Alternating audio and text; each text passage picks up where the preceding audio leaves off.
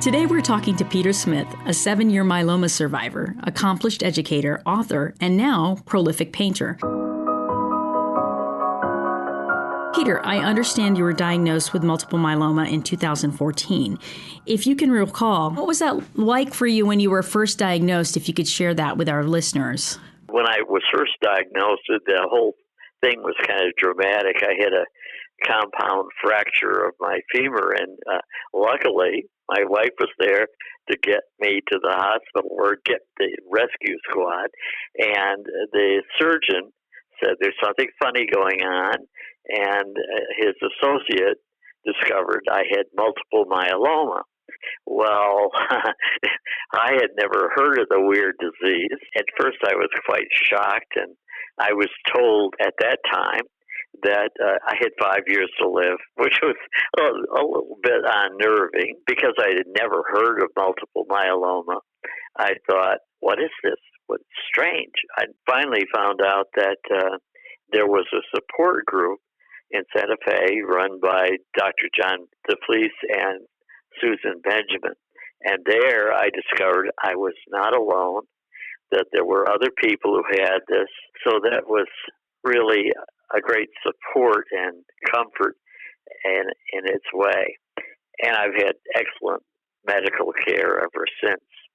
But the initial shock and being told at that time that I had 5 years to live was, to say the least, unnerving.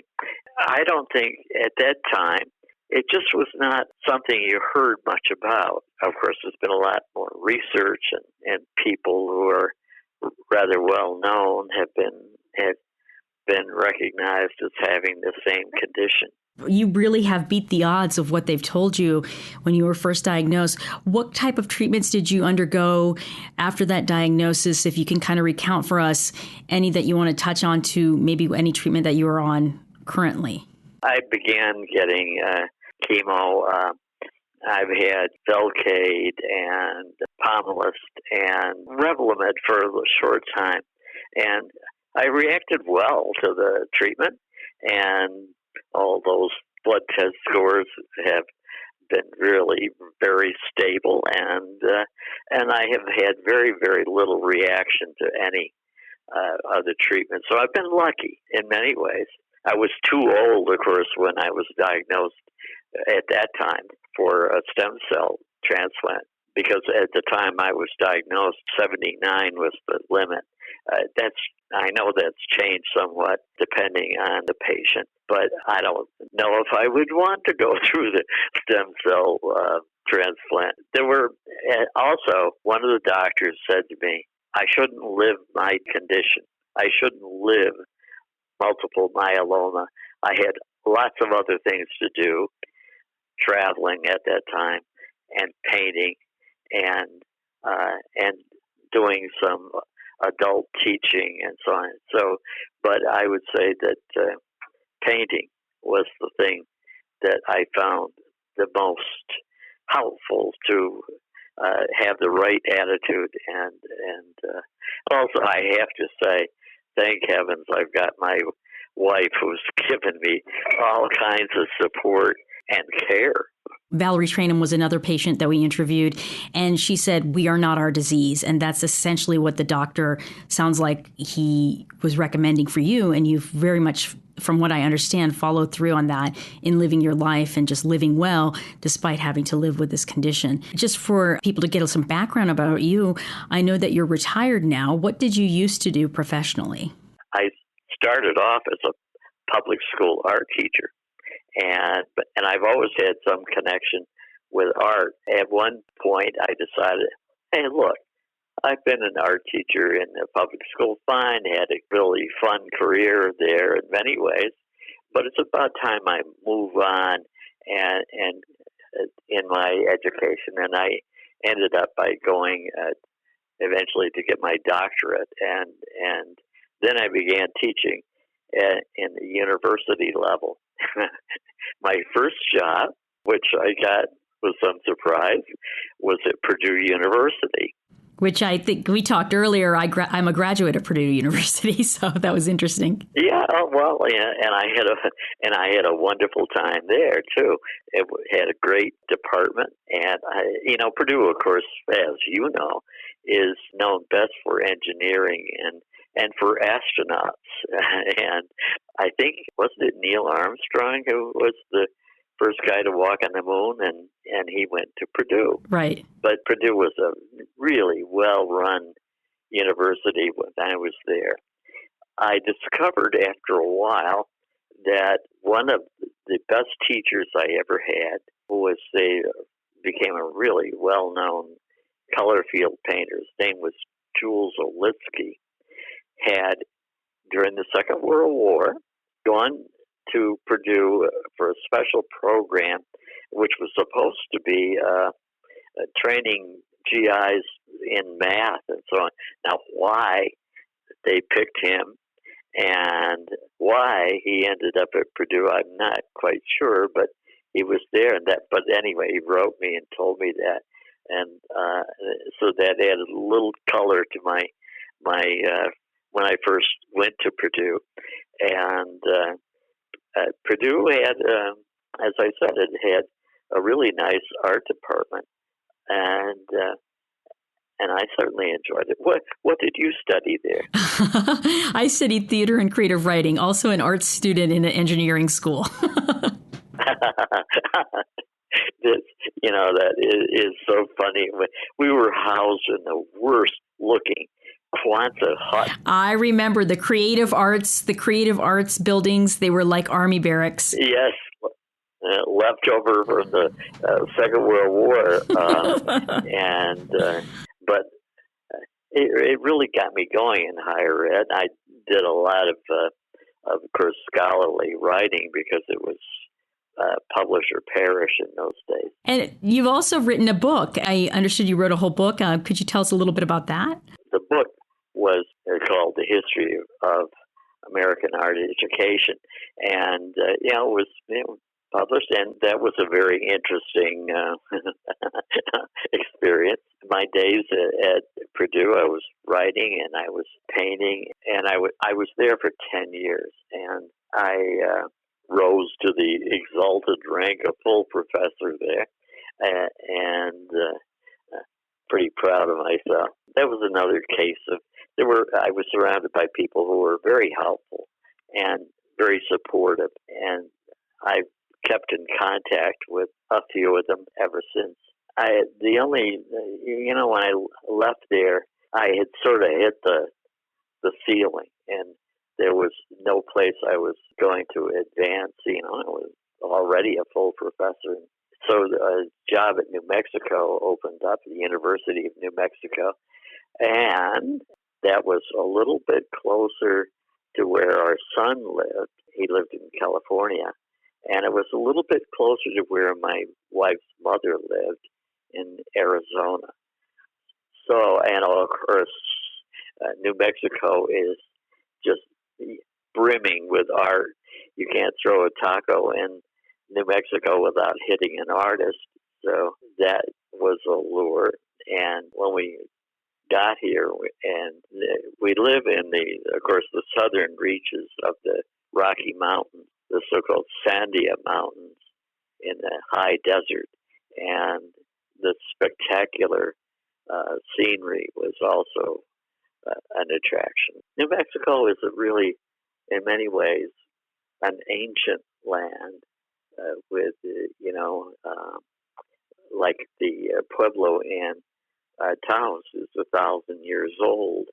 And, of course, the mountains that we look at from the backyard of our house are everlasting.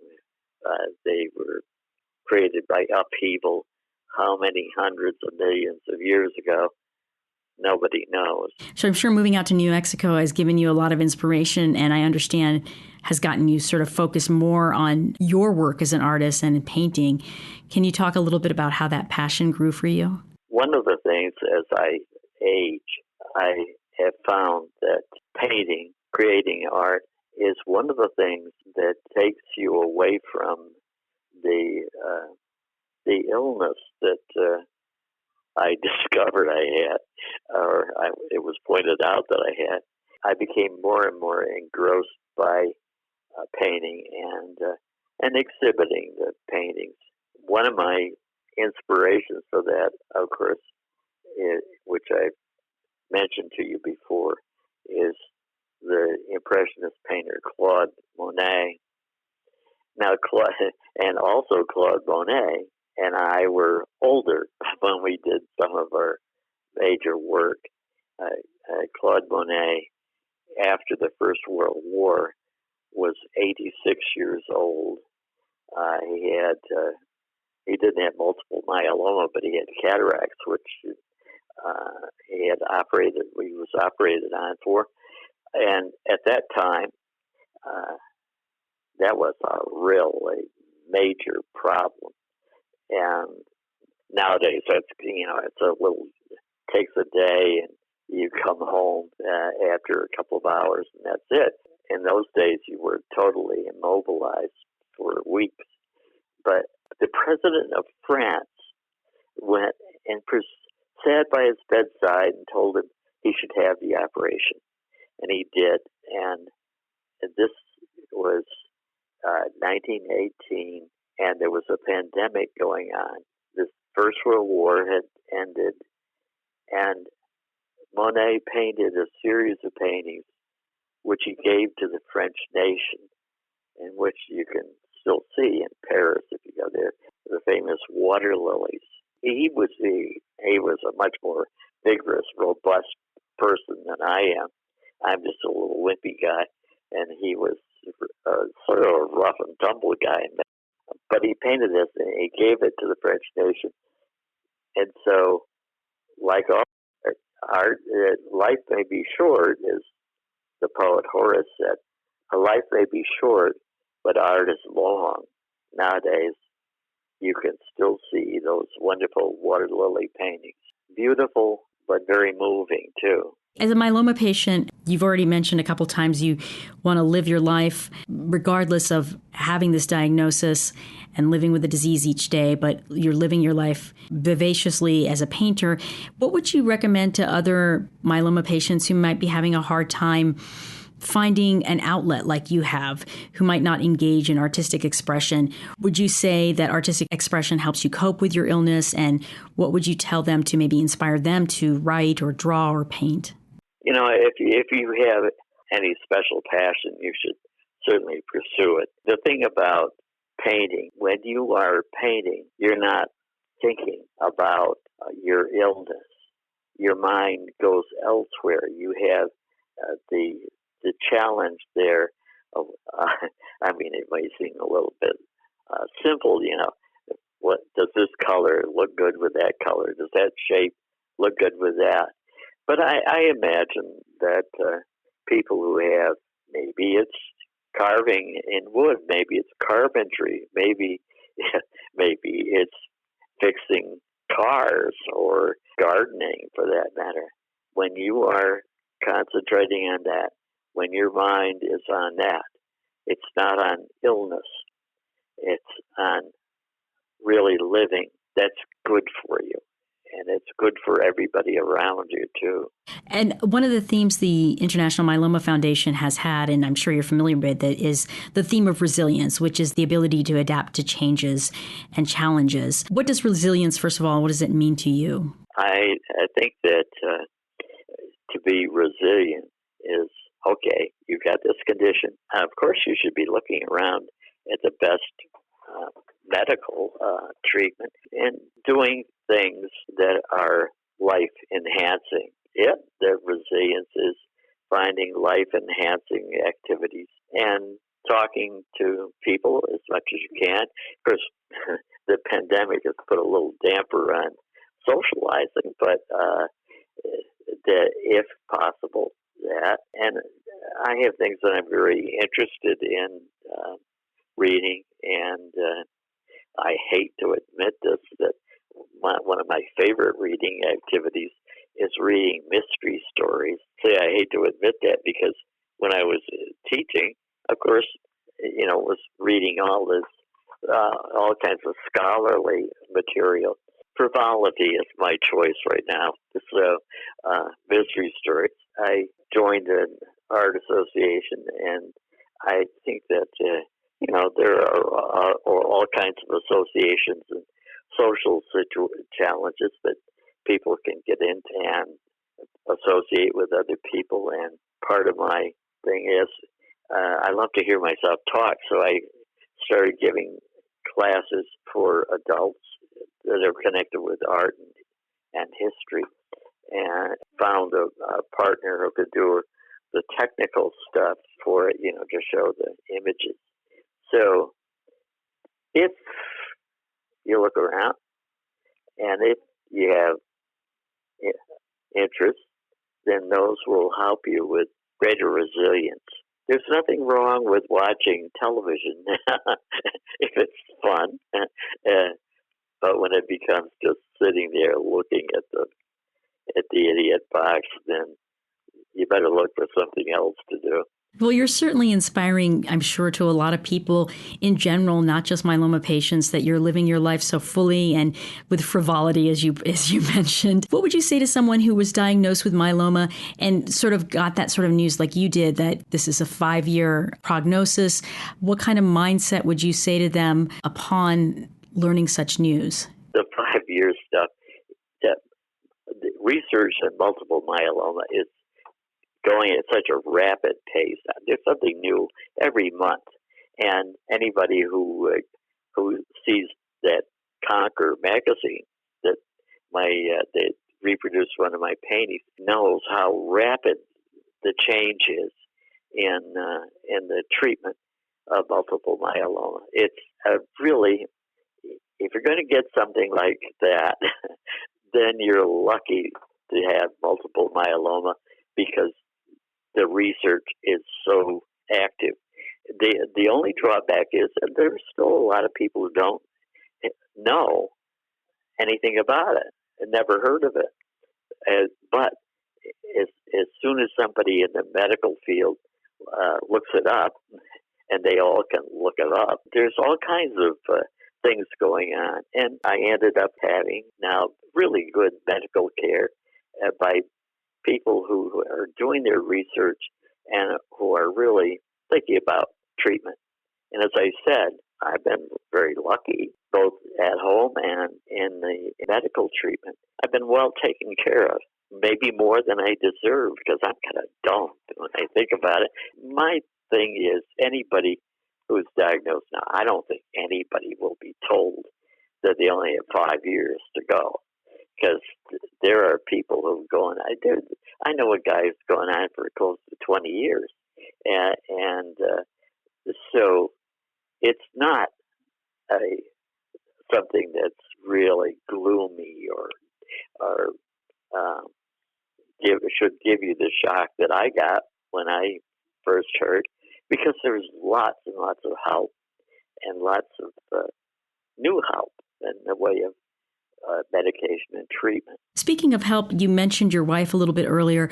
What would you say is the value of having a strong support system and your relationship with, well, of course she's your wife, but relationship with a caregiver and how to best navigate that? When I first was diagnosed, when I had to go to the hospital, thank God she was there. She got the rescue squad, and she got me to the hospital, and then found I had to go to rehab because of the injury, and she found that. And then she's helped me with relationship with doctors too. You need somebody. You're better off if somebody is with you who asks questions.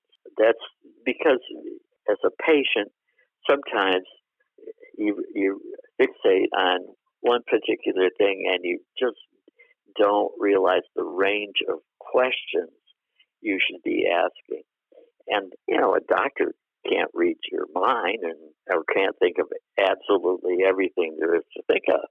So if you have someone there with you who talks to you a lot, then you may miss your opportunity to ask good questions. And that's really important. ask good questions. Which I'm sure that's one of the things that you hear a lot about at the support group. I know they talk about advocating for yourself, and they also have caregiver support at the IMF support groups. What value has the support group experience brought to you? I mean, some of it's a little bit on the silly side. When I first became acquainted with the report group, I thought, oh my God, I'm not alone. There are other people with this strange illness. At other times, oh wow, they're a lot worse off than I am. It's always good to know people who are in the same boat you are, and who give a different reflection on experience, and tell you things that otherwise you'd never hear. They may be odd things, like one of the support group people has a problem with neuropathy, and he can't wear socks. So he shows up at meetings in the middle of winter wearing sandals. Don't ask me why that helps. I don't know, but it's interesting. So you see these people. Many of them they're very different from me. The support group happens to have a number of scientists, because it's in Santa Fe, which is near Los Alamos, which is teeming with scientists. And they're very different. I don't think I ever stayed awake during science class. And they're so knowledgeable. Sometimes things come up in the support group where somebody can explain something that otherwise I'd never hear about. It's just very good to meet people who are having somewhat the same experience you are, but a little different. It just gives you a broader, deeper sense of your experience. Finally, I was wondering, is there a way that people can see your artwork? I know it was in Conquer magazine, but is there any exhibits or any place that you show or display your art? Well, I belong to a little art association, and shows that find venues to show the artwork in. I used to show a lot more than I did, but the art market during the pandemic has pretty badly been damaged. But it'll come back. But the one thing this is my age, not the multiple myeloma. I used to trudge the streets of Santa Fe to find galleries, and in fact, I had a gallery there for a while. I showed artwork, but the combination of the economy and so on did that gallery in. So now it's dependent on the art association to find the venues, which they do, and it's always fun, and it sells once in a while. So I'm content with that. I have not gone to having an email. I'm a little bit leery of that, and every once in a while, somebody contacts me and says, "Could we look at your artwork?" And we'll make an appointment, and they can come and look at it. And this is a rather strange thing. I became reacquainted with a fellow who lives here in Albuquerque. He and his wife. Years ago, he had purchased some paintings by me, which were on the theme of Jacob and his sons, Jacob in the Bible and his sons. And we, as I said, we became reacquainted. And then one day he said that would I be interested in their being shown at Congregation Albert, which is a big synagogue in Albuquerque. Oh, well, sure. So he came. We had a really wonderful time talking about what he had seen of my artwork, he and his wife, and he took some more of these from the series Jacob and his Son. He has arranged with the synagogue, and sometime when the pandemic dies down a little bit, they'll have a reception featuring all these paintings. They have 12 of them. Look forward to that. Imagine how that will inflate my ego. Every year for the past, I think 4 years, I've shown paintings at the Norbertine Abbey, which is south of Albuquerque. Wonderful place with really striking buildings and things. But so, I look around for venues, and as I say, I belong to this little art association that looks for venues. So I have to be realistic. I can't trudge the streets of Santa Fe anymore. But as I say, that's age. It's not illness. And maybe it's laziness too. I don't know. But I did that, have seen that, and experiencing different ways of showing my artwork. That's fantastic, and it's so great to listen to you and the inspiration you're providing. We wish you happy painting, and I'm just going to wrap up here. I'm just wondering, is there anything else you would like to share for the audience who's listening, mostly myeloma patients and caregivers? Besides the things I've made and done, I think that people who have a condition like multiple myeloma are really lucky if they have someone to share with, a spouse, a partner, lifelong friend who can listen to them, can watch them, and be with them if they have moments of doubt or crisis. That's a wonderful gift, and I hope everyone can have that gift. In my case, it's my wife. Other people may find other sources of support and help. Well, that's wonderful to hear. And what is your wife's name? My wife's name is Mary Lou. Mary Lou. We wish you all the best, Peter and Mary Lou, and thank you so much for your time today. You've been listening to A Day in the Life podcast brought to you by the International Myeloma Foundation. To learn more about myeloma and the IMF, visit us at myeloma.org.